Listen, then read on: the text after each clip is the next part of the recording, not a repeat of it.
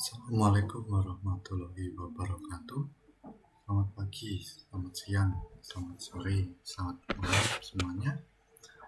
Perkenalkan, nama saya Cavan Ganendra Setiawanata. Saya memiliki NRP 5017251029. Saya berasal dari Teknik Fisika Institut Teknologi Sumber. Pada kali ini saya akan jelaskan dan mempresentasikan tentang bab 2 dan judulnya yaitu interior bumi dan sifat geofisika. Nah, pada bab 2 ini kita akan memasuki salah satu aspek yang menarik yang ada di dalam geologi, yaitu interior bumi. Nah, interior bumi ini merupakan bagian bumi yang tidak bisa kita lihat secara langsung, tetapi justru menjadi mengendaki seluruh dinamika geologi. Seperti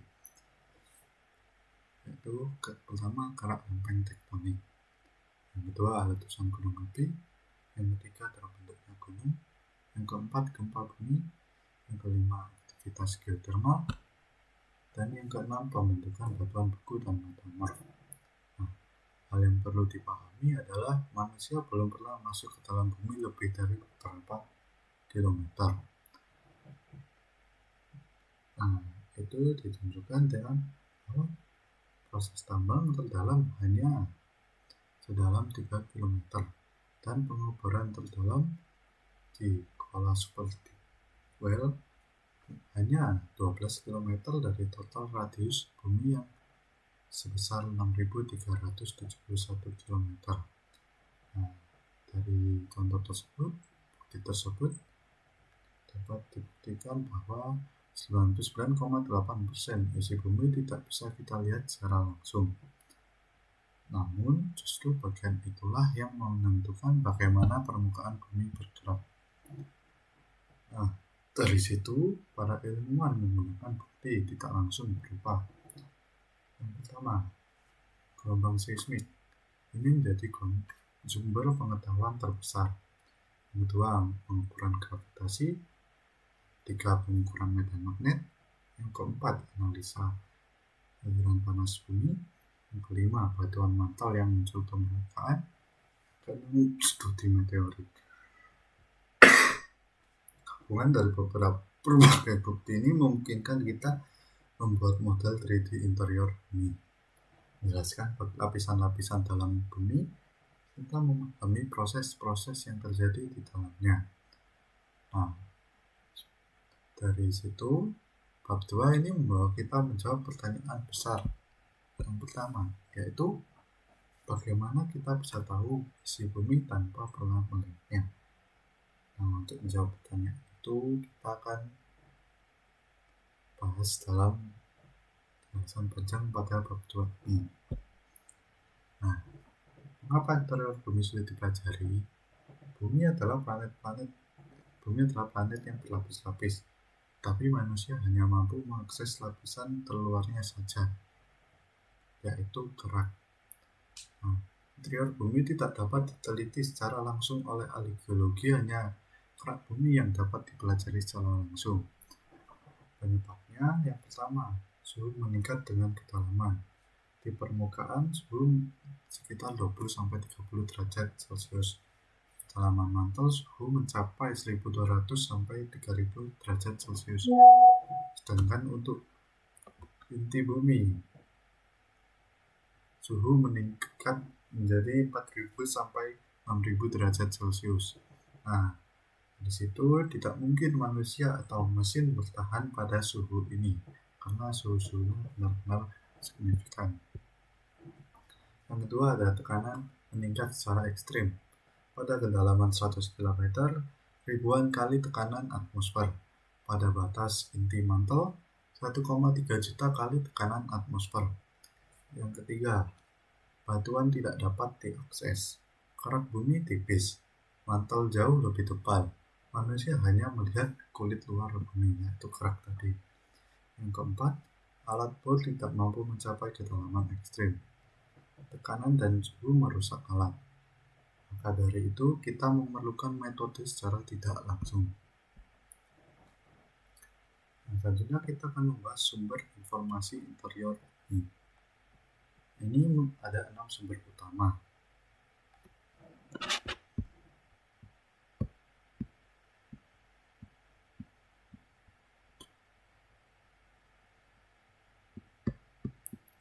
Sumber utama yaitu A. Batuan dari mantel yang muncul ke permukaan. Contoh, kimberlite pipes. Ini membawa berlian dari mantel bawah. Yang kedua ada senolit mantel pada lava basal. Potongan peridotit dari mantel. Ini memberikan informasi mineralogi mantel. Yang B ada gunung api. Erupsi membawa magma dari kedalaman tertentu. Dengan menganalisis kimia magma, kita bisa menafsirkan komposisi mantel dan kerak bawah. Yang ketiga ada meteorit. Meteorit, bumi terbentuk dari planetesimal. Meteorit mewakili komposisi awal bumi. Jenis meteorit, yang pertama ada besi. Ini merupakan representasi inti. Yang kedua ada kondrit, yaitu representasi komposisi awal bumi. Yang ketiga ada kondrit, ini mirip kerak planet kecil. Yang D ada gravitasi bumi. Anomali gravitasi menunjukkan pertama ada kepadatan batuan, yang kedua ada rongga bawah tanah, yang ketiga ada induksi magma, dan keempat ada ketebalan kerak. Yang kelima medan magnet bumi. Medan magnet menunjukkan aktivitas inti luar yang cair. Sedangkan yang F gelombang seismik, ini yang paling sering digunakan dan yang paling menunjukkan keakuratan dan menjadi yang paling penting. Gelombang seismik dari gempa bumi menyebar ke seluruh bumi dan direkam oleh seismograf.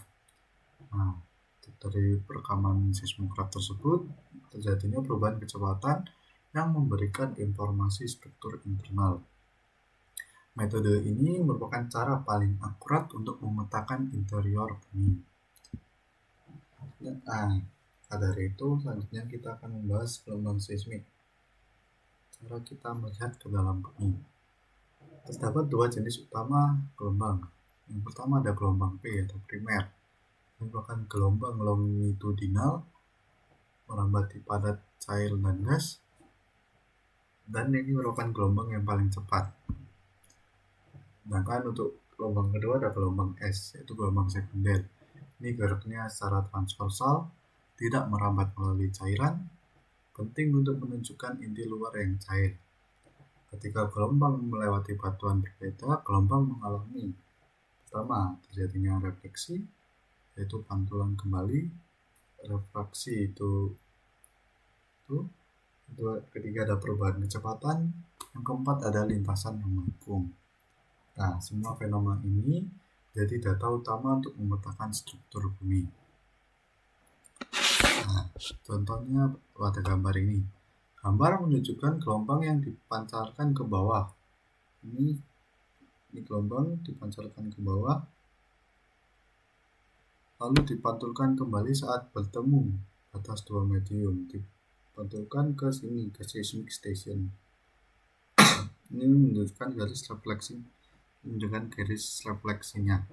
Nah, garis itu refleksi memberikan informasi kedalaman lapisan, kontras densitas, struktur bawah permukaan, ketebalan lapisan sedimen. Teknik refleksi digunakan oleh industri migas untuk mencari jebakan minyak dan gas. Sedangkan untuk gambar ini refraksi terjadi saat gelombang memasuki, ini merupakan contoh refraksi. Ini terjadi ketika gelombang memasuki medium lebih cepat atau medium yang lebih lambat. Jika kecepatan lapisan bawah lebih besar, maka gelombang akan membelok. Nah, ini digunakan untuk menentukan ketebalan kerak, menentukan kedalaman basement, dan mencari struktur geologi besar.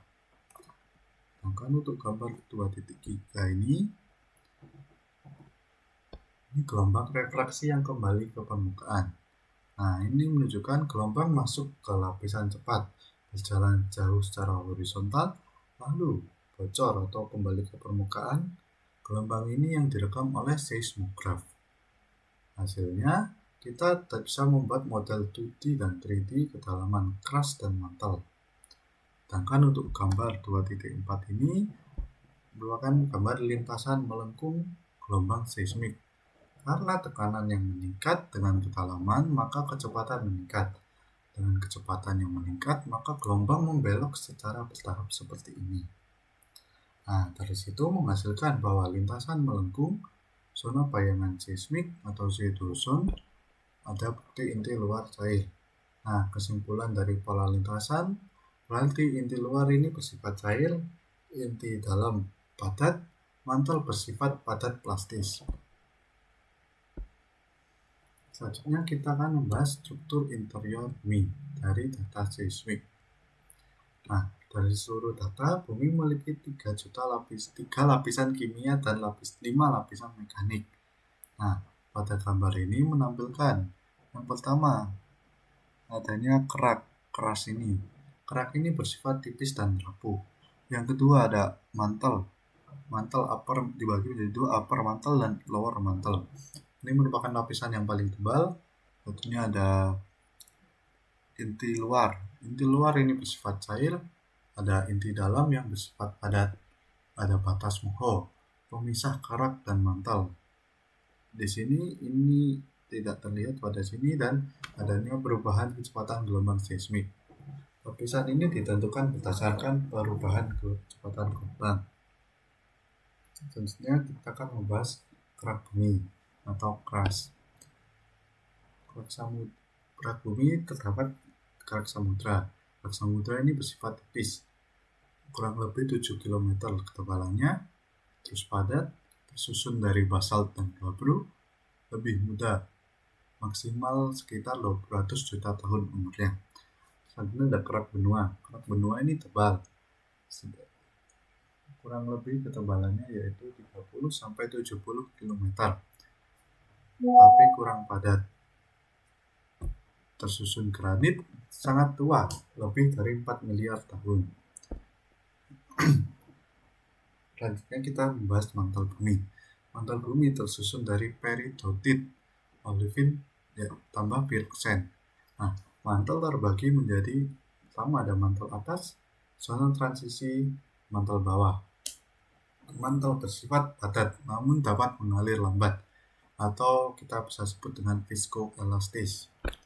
Selanjutnya kita membahas inti bumi. Inti bumi tersusun dari logam Fe, Ni. Inti luar bersifat cair, bersifat sumber medan magnet bumi dan menjadi aliran konveksi menghasilkan geodinamo. Sedangkan terdapat inti dalam. Inti dalam bersifat padat karena tekanan yang begitu besar dan suhu setara dengan permukaan matahari. Nah, kita masuk ke litosfer dan astenosfer, lapisan mekanik bumi. Litosfer yaitu kerak dan mantel atas kaku, sedangkan astenosfer di bawah litosfer bersifat plastis dan lebih lemah.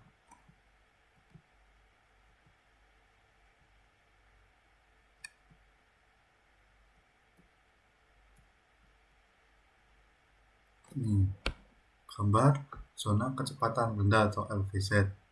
Ini menunjukkan bahwa ini adalah bukti astenosfer.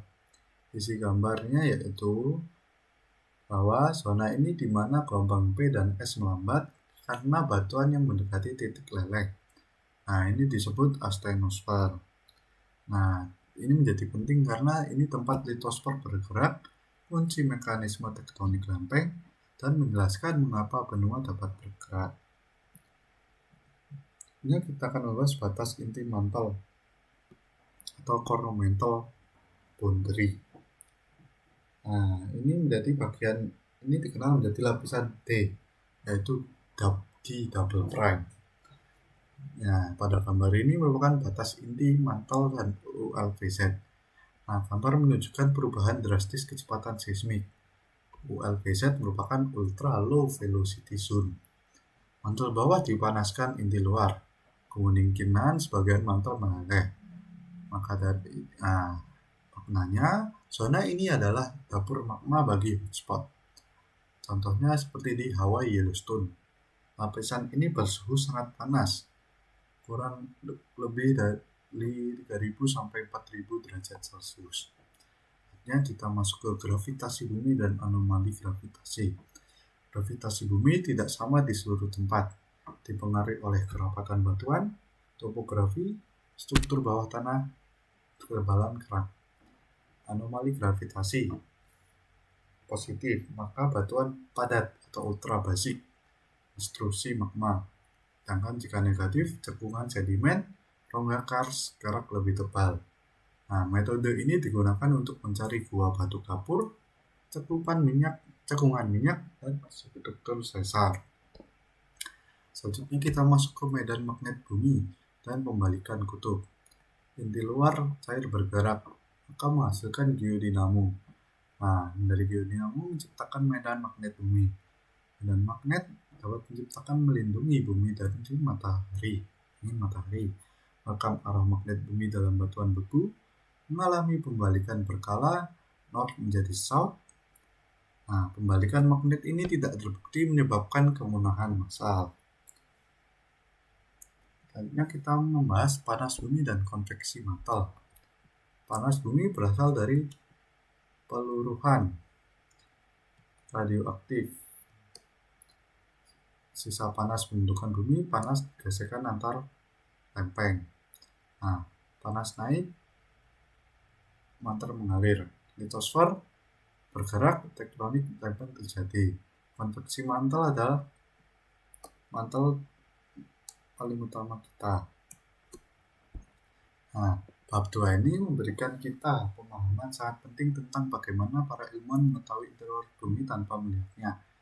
Nah, poin yang menjadi paling penting yaitu pertama, interior bumi tidak dapat diakses secara langsung, sehingga memerlukan teknik geofisika.